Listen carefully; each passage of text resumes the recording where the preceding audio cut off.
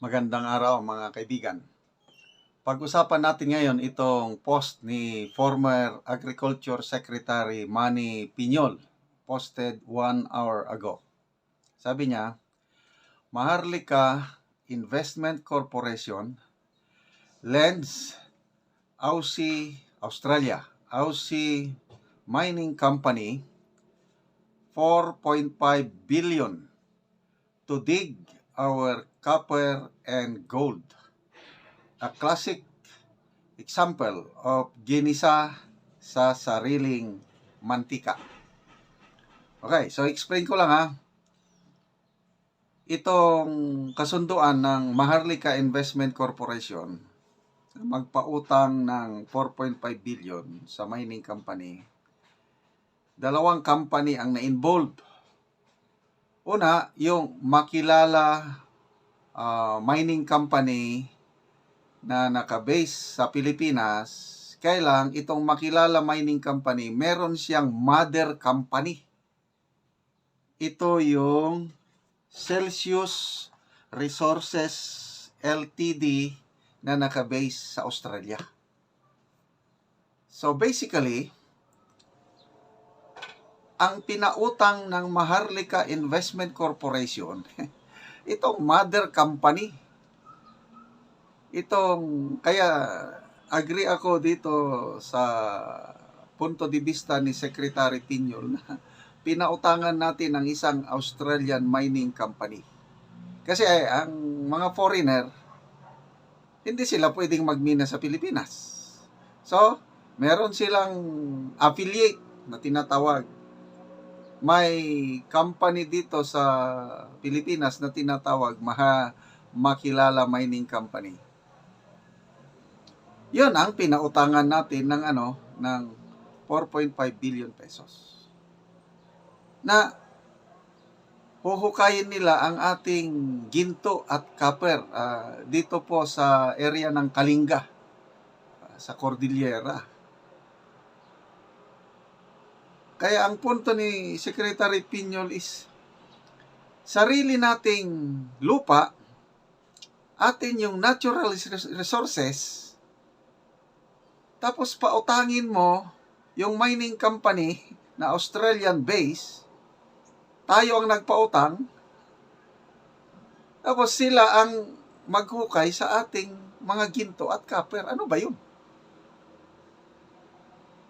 Kung may pera sila, kung talagang mag-invest sila na mag-invest. Bakit tayo pang magpautang? Kaya yan ang punto ni Mr. Piñol is ginigisa tayo sa sariling mantika. Okay, so anong tingin nyo ito? Tapos, ako naman dito is, of all investment, bakit mining pa? Delikado yan although may sinasabi na responsible mining, wala pa rin yan. Delikado pa rin yan. Tapos ito, exploration pa lang ito. Feasibility study pa lang. Hahanapin pa nila kung nasaan yung pinaka-sentro, gaano kadami ang gold and copper sa lugar. Wala pang kasiguruhan.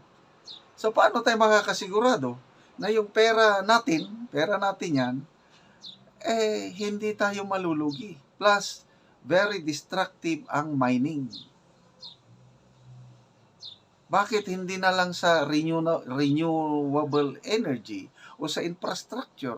Of all investment, bakit napunta pa sa mining? Okay, tingnan natin na people who reacted. 6,000 people who reacted, 2,200 they like. Gusto nila yung punto de vista ni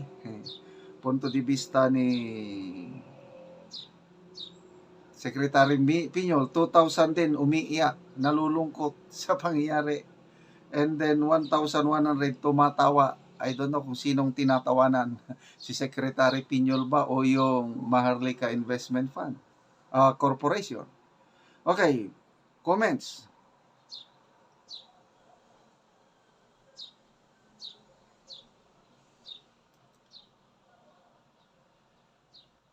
Rolando Agpay. It seems like we're reverting to the old ways of cronyism, where the Marcos family in their inner circle reap the most benefits. Joel Ocampo. PBBM and Romualdez are the true-blooded Marcos. Mining is their business. This mine, that mine, alam na ninyo. Bakit? My people's power.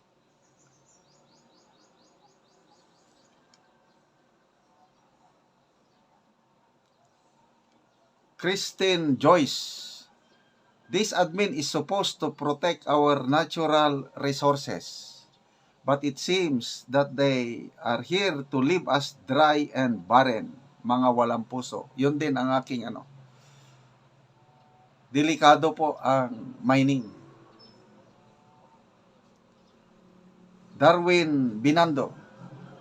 I told you Marcos uses the Maharlika funds to funnel those stolen goods. Now they'll keep on hunting.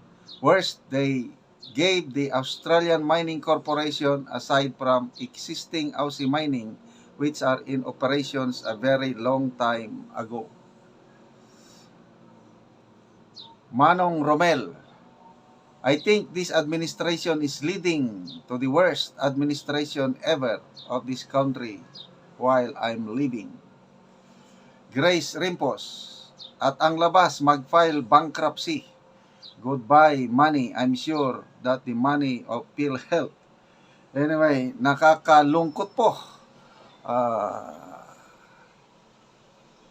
Itong nangyaring investment na ito, let's just pray na magbunga ito ng magandang benefits para sa taong bayan. Hindi yung masisira ang kalikasan at mawawala yung pera natin. Okay?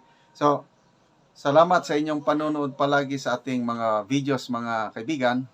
Indirectly, nakakatulong kayo sa tribong Talaandig na kawawa ang kalagayan nila sa Bukidnon. Ito, panoorin nyo ito. Namimigay pala tayo ng construction materials, yero at pako, para mapaayos nila o makapatayo sila ng sariling bahay. Dahil karamihan sa kanila nakikitira lang sa mga magulang or kung may bahay sila, sira-sira na ang bubong o yero. Panoorin nyo ang kawawang pamilya na ito na nakatira lang sila sa bahay na ang kanilang yero is balat ng kahoy. Tapos halos walang makain. Ang daming naghihirap. Tapos ang gobyerno natin parang walang malasakit sa mga mahirap. Na anami diri sa Ilaya ug mao na ni kadtong balay nga panit lang sa kahoy ug karon wala na diri tong tag-iya sa balay, tuan na sila ni uli sa ilang nahuman nga balay kadtong gihatag sa ilaha nga yero ug karon mao ni kadtong ilang payag nga bolsuton in taon nga panit lang sa kahoy. Oo, nga luoy kaayo ang ilang kahimtang. So karon nakahuman na sila sa ilang balay ug akong bisitahon ang ilang nahuman nga balay. Og karon mao na ni kadtong tag-iya adtong payag-payag nga luoy kaayo karon human na sila og balay. Og mao na ni ang ilang balay. Nga nahuman nila nga hero. Ug mao na ni ang nauman ilang ante. Ayo, ante. Sakat ko sa inyong nauman nga balay. Salamat kami kay Oo. kami. Nakabalay na gid mo ante ba? Umana. Mana? Oo. Wa na ulan gyud. Wala na ulan. Wala na mo. Pagtanaw na ko, wala naman mo sa inyong payag nga kuan, kadtong panit lang sa kahoy. Oy, tanawa ang sulod. So karon maayo na gyud. Wala sa kuran. Oo. Diri sa kuan. Oo. Ilang banig, sako lang in taon. Og nagbanig na sila kay hapon naman karon. Hapit na mag alas 5. So hapit na ni sila magtulog. Oo, so karon human na gyud ang ilang balay. O karon ante na niyapon na mo? Wala pa gyud. Ay sige. Tanan sa man yung panyapon. Luti ara nga gaway kayo. Ay tanaw na ante. Tanawa kay Oo. makita ninyo ang kawan diri sa kuan. Oo. Mo na ni ilang balay. Bantay kompa. Og karon mo na ni ang panihapon ilang ante. Ilang panihapon. Unsa man na siya, lutya? Lutya. na. Oo. Kayo. Oo, sige, yaw nante Pilang kay. mukha na pito ka buk. Pito mo, ngay nana lang inyong panihapon. Na. Ikaw day, unsa man imong gihimo day? Baso. Baso nga kawayan, gihimo nimog baso. Oh, kay kulang ang baso. Wala mo'y baso. Masigo. Tulura ka buk among baso. Kape mi dili masibo. Di na masigo. Kawayan. Ang kawayan na lang gihimo. Nagmo nagkuan baso. Oh, baso na lang, nga kawayan yang gihimo. Mga dutag ibit mo. Oo. Oh, karon pito ang magkaon ani, kuan lang in town lutya. Busa Pila ka buk. kuan gyud, mo gyud ni sa mo ang tribo. Sa sayute.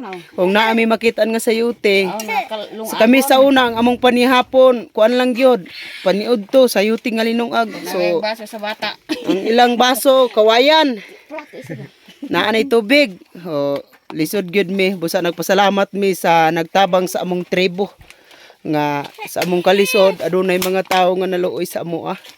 Gani Kay- kay naluoy sa amo ang Luoy gyud. kuan matabangan mga Naay naluoy sa amo nga motabang. Oo, kay lisod gyud kaayo. Sir, pundot ka nun sir. Oo, sige. Na manang akong ihatag sa inyo manang. May na lang ipalit ninyo na og mga 2 ka kilo nga bugas manang. Mayo na ni karon. Oo, kay at least ang bata ba malugawan. Oo nang. Among lungag. Oo, sige mo tilaw ko ani. Tilaw sa mong Oo. lungag. Sa Oo. kunig kaunon sa mga kuan lumad. Oo, mga kuan. Pobre. Kita sa atong kapobrehon ante kami nakaagi nami ante og sayuti lang gyud ante pamahaw pan ito panihapon nga among pagkaon bao nga makahilak gyud ko nga magtan-aw nga paryaan nila binaanti og naay mga bata.